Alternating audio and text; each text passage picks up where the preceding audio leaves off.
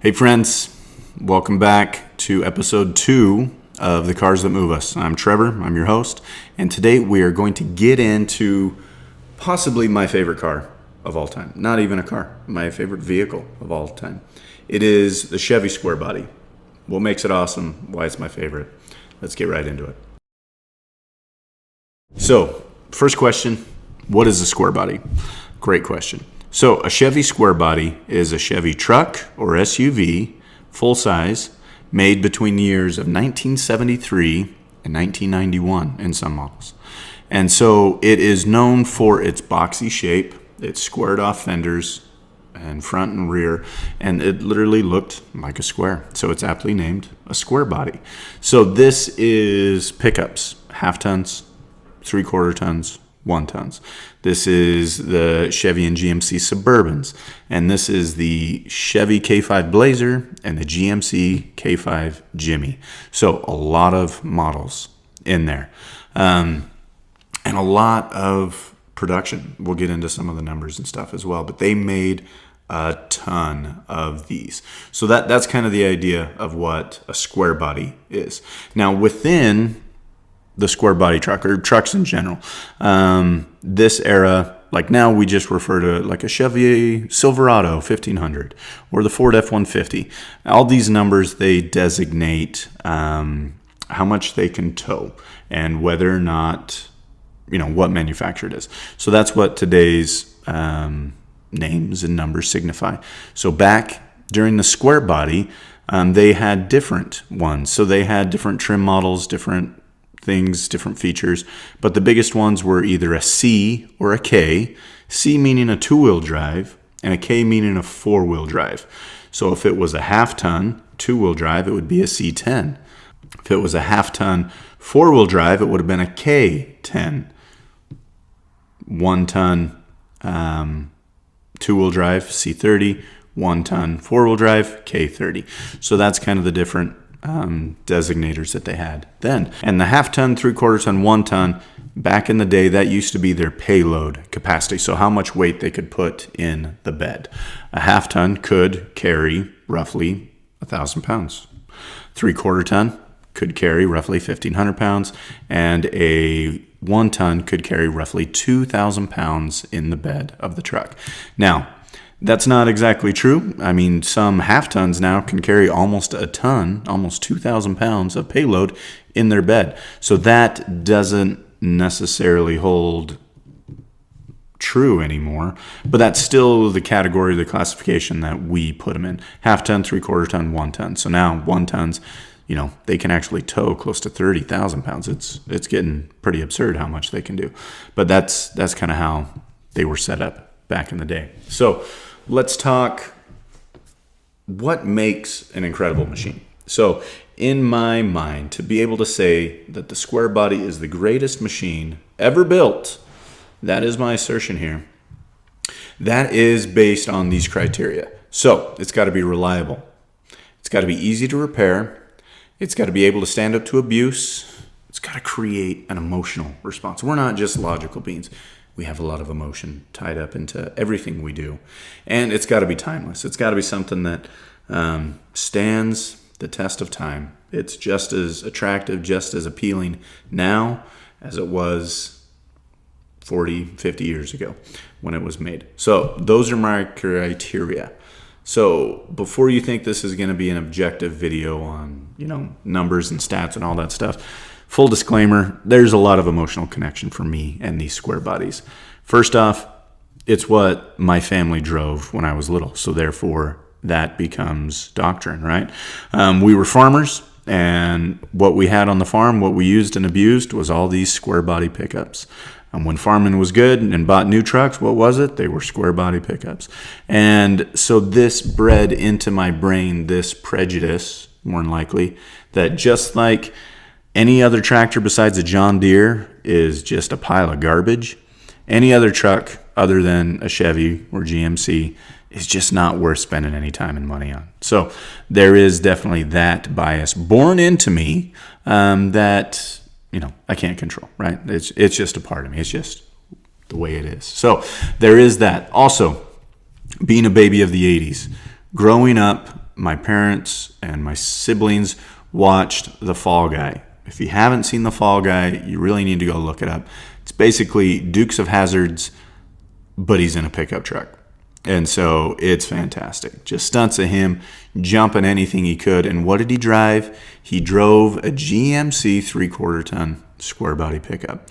And so in my mind, there's so much emotion and love for that truck because that was the truck that could literally do anything. So Fall Guy, awesome. Part of my family, I'm going to have that emotional connection. My dad owns several. Most of my childhood memories are of us in one of his many different square bodies. We had Suburbans, K5s, trucks of every shape and size. I myself have even owned several different square bodies. It's a part of me. So I'd love to say this is an unbiased assertion, but it's not, and that's okay. So let's get into some of the numbers. GM made this, again, between 73 and 91. And at their peaks, they were doing more than 1 million trucks per year. 1 million trucks. So in their little over a decade span that they were making these, that adds up to more than 10 million of these out and about. So it wasn't just here in the States. They also shipped them internationally. They were also a part of the military for a while. They were used and abused throughout all sorts of different campaigns. And some, like the original Hilux, like some are still used in foreign campaigns out there. So why does that matter that there's lots of these made? So with so many of them out there, so many different variants and stuff, there are loads of parts and pieces for it. And Chevy and GM, they built these to be pieced together like Legos. You could take the bed off of one, it would made up exactly. You could take the engine out of one, as long as it was a small block, it would mount them to whatever transmission. You can pull the transmission out of this one and put it in here. You can pull the axles out of these ones and put them in there. So they were so simple to work on, so simple to find parts for, and the parts were readily available. So already that's checking a couple of key boxes. It used the indomitable small block Chevy as well as the big block Chevy. And these are motors that just get used and abused. Like they were moderately changed from the 50s until they finally phased them out in the late 90s. So these small block motors, you can buy parts and pieces for them. For a 50s one, chances are it's going to fit your 84 K5 Blazer. So parts and pieces were easily interchangeable, super easy to work on, super reliable. It was just a bulletproof engine. They refined it over those multiple decades, and it was just a fantastic, strong, easy to add horsepower, robust drivetrain. Fantastic engines. So they had the small blocks. You could get your 283s, your 305s, your 350s, 327 if you wanted to build a stroker, your 400s. You could get a big block 454 if you really wanted to get a tow monster with just tons of torque. And so the engine options were fantastic. The transmissions were equally robust. You had your turbo 350s, your 3-speeds, your built turbo 400s, your heavy-duty ones, your 700 R4s, which was introduced in the 4-speed, and it had its issues, but it was still a fantastic 4-speed, gave you an overdrive, you were able to cruise a lot better. It really just changed the personality of these rigs. And then the near bulletproof Muncie 3 and 4-speed manual transmissions. Like they just had robust drivetrains. They had fantastic axles, Dana axles up front, GM corporate, especially their 3/4 tons, their corporate 14 bolt.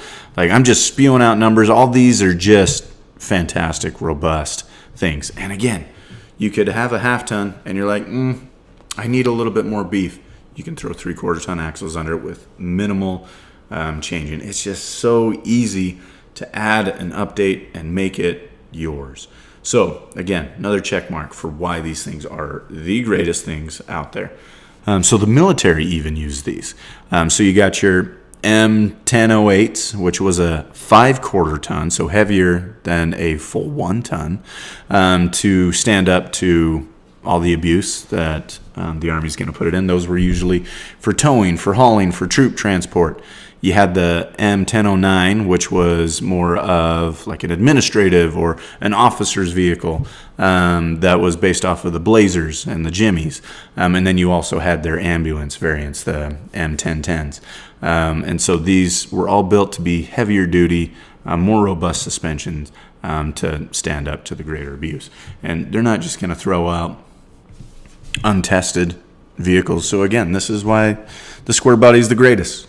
Another reason. So yeah, these trucks, they weren't glamorous, they weren't fancy, they were built for a purpose, to get the job done, to stand up to abuse, and to bring our soldiers home safely. And they did that fantastically. So what made the square bodies such a fantastic rig? And a lot of it was their mentality, their design, to keep things simple. You think about today's cars and vehicles, and yeah, it's nice to have heated seats in the winter. It's nice to have electric mirrors and everything, but those are usually the first things to break.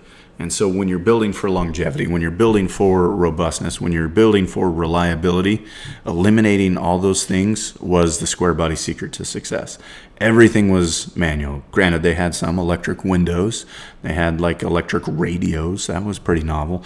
But mechanical locks, mechanical doors, mechanical windows for your four-wheel drive. All these things to make it more robust. They kept it simple. They didn't try and overcomplicate it. It was a bare bones design. You get into a 1984 Chevy Suburban, and then you get into a 2024 Chevy Suburban, you're going to notice a lot of differences. So that simplicity has been the key to the success, not only when they were built. And when they were built, they were tools, in essence, right? It was something to take to the farm, to use, to get you there and back. It was something to be reliable. It was something to haul hay. It was something to throw the horses in. And so these weren't the luxury vehicles that cars and SUVs are now. These were purpose-built for that. But now, 40 some odd years later, they're still fantastic. They're not dependent on electronics. They're not dependent on some kooky software that'll glitch out, 3 weeks from now. But they were built and they have lasted. They have stood the test of time. You can look at these designs and they're still just as beautiful now as they were when they were created. And you can jump in one if you know how to drive stick, and you can drive it down. And let's be honest, if the zombie apocalypse happens, what kind of vehicle are you going to look for to get away from it? It's not going to be a 2025 F-150. No, it's going to be an 84 square body Suburban, and you will survive. You will make it out of there, and your family will be able to repopulate the earth. So, priorities, right? So, what can we learn from this? We live in a technology-saturated world, right? We live where we love our conveniences. We live in a world where if the seat heaters go out in our new van, we get pissed, right? So all these luxuries are fantastic, but sometimes simplifying things is the answer, right? So take a look at your life. What are things that you could possibly do without? Are there things that don't bring you joy? Are there things that don't benefit your life? Sometimes simplicity is the answer. Sometimes simplicity is what's gonna keep you the happiest, the longest, right? Now, I'm not saying we all need to go back to our pioneer roots and, make our own gardens and kill our own meat and live out in the wilderness, but sometimes we can do with a lot less, right? We don't need all the newest technology. We don't need all the bells and whistles to truly be happy and truly get done what we need to. So my challenge to you would be to assess, where can you learn lessons from the square body and simplify your life? What things can you cut out? What things can you do without to make your life easier and to make it more enjoyable? Assess the things. Is this bringing me joy? Does this actually benefit me? If not, maybe it's time to donate it, give it to someone else. We can all be a little bit more like the square body, the greatest machine ever made, and keep things simple. So remember that. Thanks again for tuning in today, and tune in next time as we talk about the Dodge Ram TRX, the truck built for shits and giggles. And that's really its main purpose. So tune in next time. We'll see you again.